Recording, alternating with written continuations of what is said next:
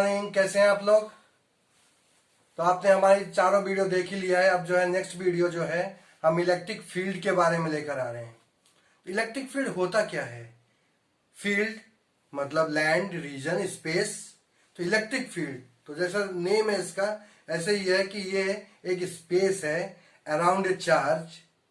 ये स्पेस है around a charge in which any other charge is acted upon by an electrostatic force. मतलब ये charge के चारों तरफ एक स्पेस है, उस स्पेस में अगर हम कोई दूसरा चार्ज लेके आते हैं, दैट चार्ज एक्सपीरियंस है इलेक्ट्रोस्टैटिक फोर्स, तो दैट रीजन और space is called electric field. तो इलेक्ट्रिक फील्ड क्या हुआ? Electric field due to a charge is the space around the charge in which any other charge is acted upon by an electrostatic force. So electric field, the intensity of electric field is denoted by E, and it is a vector quantity. It is a vector quantity. It may be defined as the force that a unit positive test charge would experience if placed at that point. So vector E is equal to limit q naught is a positive test charge, q naught tends to 0, vector f upon q naught. So q naught here, limit is q naught tends to 0, that means the positive charge, the test charge is very small in magnitude. So it is a vector quantity, SI unit is Newton Coulomb inverse. And electric field is always away from the positive charge and the direction of the electric field towards the negative charge. तो electric field की direction जो है positive charge से always away होती है और negative charge की electric field की डायरेक्शन टुवर्ड्स द चार्ज होती है। अब आ जाते हैं electric field due to a point charge. किसी एक चार्ज के कारण इलेक्ट्रिक फील्ड की वैल्यू क्या होगी किसी एक पॉइंट पे उस चार्ज के कारण। तो electric field due to a point charge, let be a plus q charge is placed at point O and P is a point at a distance r. So let now a test charge q naught be placed here. So the direction of the electric field is towards away. So then when a test charge is placed at point P where electric field has to be determined and the point P is at a distance r from the given charge. So then electric field, then the force experienced by both the charges, that is F is equal to 1 upon 4 pi epsilon naught q naught upon r square dot r cap. This is the direction of r cap. So then as E is equal to F upon Q, so vector E is equal to vector F upon Q naught. So therefore vector E is equal to 1 upon 4 pi epsilon naught Q upon R square not R cap. This R cap gives the direction to the electric field. So it is about the electric field at a point charge, at a point due to a point charge. अब ये तो हो गया कि electric field किसी point पे हमने find किया due to a point charge. अब सपोज करो एक सिस्टम में there are number of charges are present, there are number of charges are present, तब हमें एक पॉइंट पे किसी गिवन एक पॉइंट पे इलेक्ट्रिक फील्ड निकालना है। तो अब जैसे मैंने बताया इलेक्ट्रिक फील्ड क्या है? Vector quantity. तो जब सिस्टम में नंबर ऑफ चार्जेस प्रेजेंट है तो हर एक चार्जेस के कारण उस पी पॉइंट पे इलेक्ट्रिक फील्ड होगा, क्योंकि electric field due to a charge होता है। तो अब डिफरेंट डिफरेंट चार्जेस रखे हुए हैं, डिफरेंट डिफरेंट डिस्टेंस से उस पॉइंट पी से, तो डिफरेंट डिफरेंट इलेक्ट्रिक फील्ड होगा। अब क्योंकि इलेक्ट्रिक फील्ड क्या होता है, अभी मैंने थोड़ी देर पहले बताया, इलेक्ट्रिक फील्ड वेक्टर क्वांटिटी होती है, उसकी एक डायरेक्शन होती है। जब उसकी एक डायरेक्शन होती है तो इसका मतलब हर एक इलेक्ट्रिक फील्ड की एक डायरेक्शन होगी। तब हम इलेक्ट्रिक फील्ड कैसे फाइंड करेंगे? टोटल इलेक्ट्रिक फील्ड पूरी सिस्टम का या पूरी बॉडी का, जिसमें ये n number of particles are present, n number of charge particles. उस कंडीशंस में क्योंकि वेक्टर क्वांटिटी होने के कारण it obeys the superposition principle. और superposition principle due to the electric field superposition principle क्या होता है यहाँ जो एप्लीकेबल होगा कि the total electric field at a given point is equal to the vector sum of the individual electric field due to the individual charge. मतलब सभी charges का अपना अपना इलेक्ट्रिक फील्ड होगा और इलेक्ट्रिक फील्ड जो जितने भी चार्जेस के होंगे उनका जो वेक्टर सम होगा that is the net electric field eight A given point. अब लेट बी कि सपोज हमने दे दिया कि ये एक सिस्टम दे दिया. अब सपोज इस पॉइंट P पे हमें ये this is the X axis, this is the Y axis, this is the Z axis, this is the origin. यहाँ पे एक चार्ज है Q1. Suppose this is the R1 position पे है वेक्टर R1, तो Q1 के कारण इस पे इलेक्ट्रिक फील्ड हो गया वेक्टर E1. ऐसे सपोज यहाँ पे Q2 चार्ज है, Q2 चार्ज जो है ओरिजिन से R2 पोजीशन पे है, तो Q से P की डिस्टेंस ये हो जाएगी वेक्टर E2. इस तरह से number of charges there are present. Suppose there are charge Qn is present here, तो इसके कारण जो इलेक्ट्रिक फील्ड होगा this is the vector En. तो देन तो इसके कंडीशन में according to superposition principle vector E is equal to vector E1 plus vector E2 plus up to vector En. This is 1 upon 4 pi epsilon naught Q1 upon R1 square plus Q2 upon R2 square plus up to Qn upon Rn square. So this is equal to vector E is equal to 1 upon 4 pi epsilon naught summation I is equal to 1, I is equal to up to n. This is Qi upon Ri square. So this is the net electric field at this point.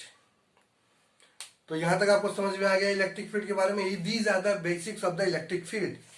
जो मैंने बताया electric field एक space और region होता है, तो वहां पे कहां पे कितनी इंटेंसिटी होगी, इसका मतलब है इलेक्ट्रिक फील्ड केवल दो चीजों के ऊपर डिपेंड कर रहे हैं यहाँ पे. एक चार्ज के ऊपर, दूसरा डिस्टेंस के ऊपर. इसका मतलब हम अगर चार्ज को जितनी दूर लेके जाएंगे इलेक्ट्रिक फील्ड उतनी ही डिक्रीज होती जाएगी. तो एक पॉइंट ऐसा भी आएगा जहां पे इलेक्ट्रिक फील्ड होगा ही नहीं, और जहां पे इलेक्ट्रिक फील्ड नहीं होगा वहां पे वो कोई भी दूसरा चार्ज लेके आएंगे, दूसरा चार्ज कोई फोर्स एक्सपीरियंस नहीं करेगा. अब यहाँ पे आए थे हम दूसरे टॉपिक पे, that is the dielectric constant, जो आप फोर्स में भी पढ़ चुके हैं. तो डाइलेक्ट्रिक कांस्टेंट जो मैंने बताया था क्या होता है, it is the ratio of the electric field in free space to the electric field in medium. मतलब that is K is equal to E not upon E. K is equal to E naught. E naught means electric field in free space and E is the electric field in medium. तो इसका मतलब अगर किसी air को हम change करके उसके लिए कोई मीडियम प्लेस कर दें तो इलेक्ट्रिक फील्ड जो है डिक्रीज हो जाता है bye 1/k times.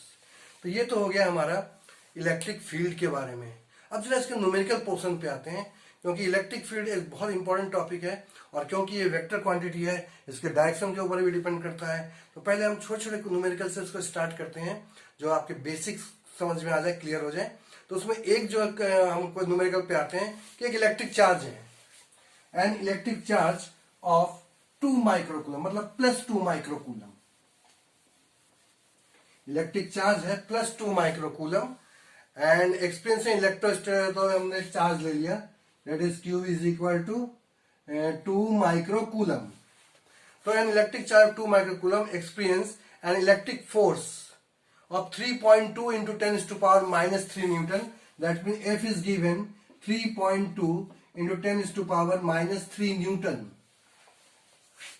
when kept at a point in vacuum. तो find the electric field at that point. तो यहाँ पे हमें find क्या करना है, इलेक्ट्रिक फील्ड.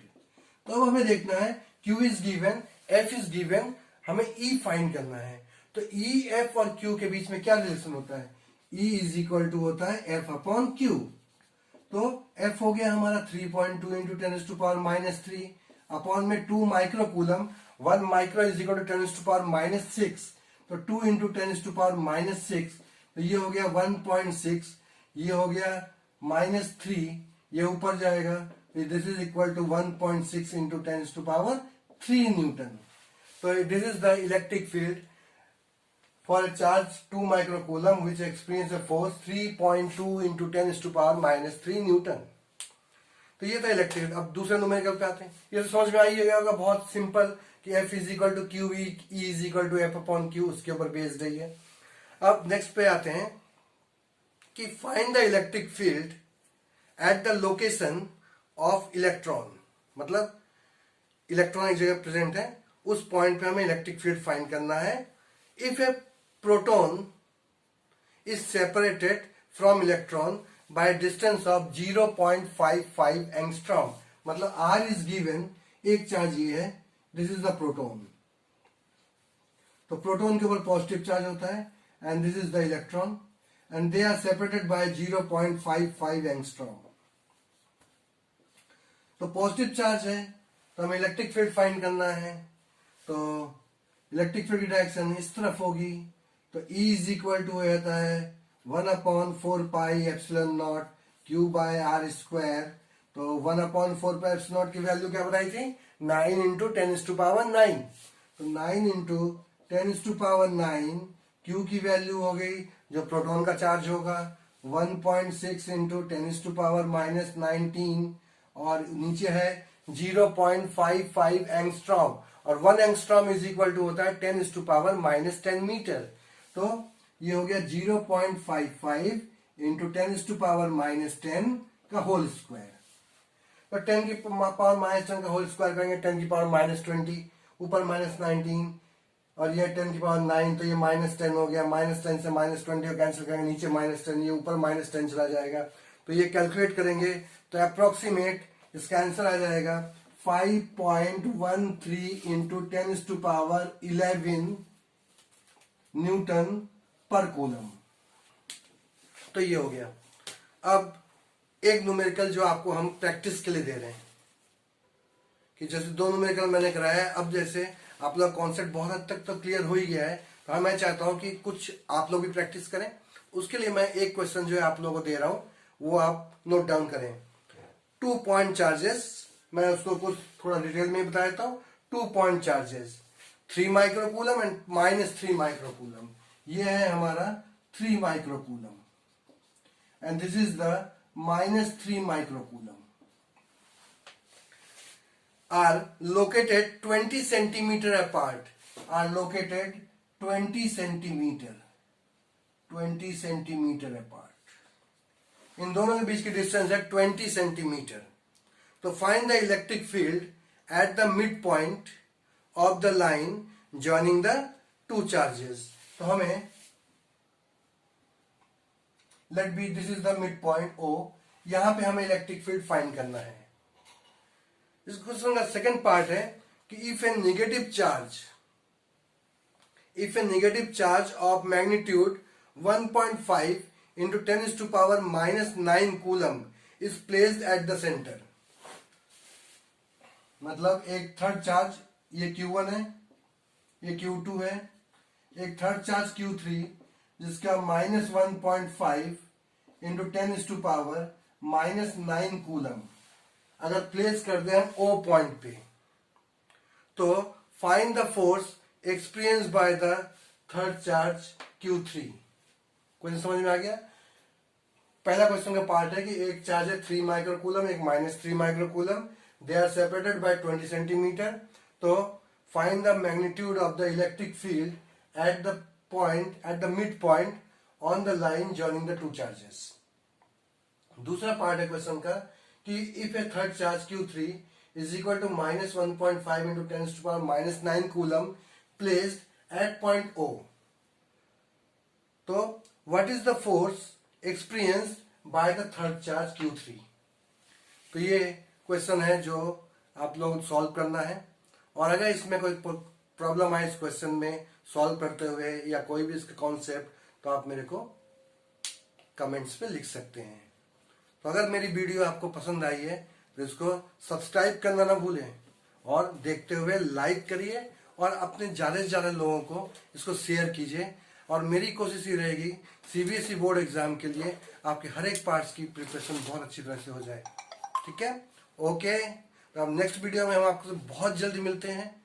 तो इसके सब्सक्राइब कीजिए, लाइक कीजिए और शेयर कीजिए।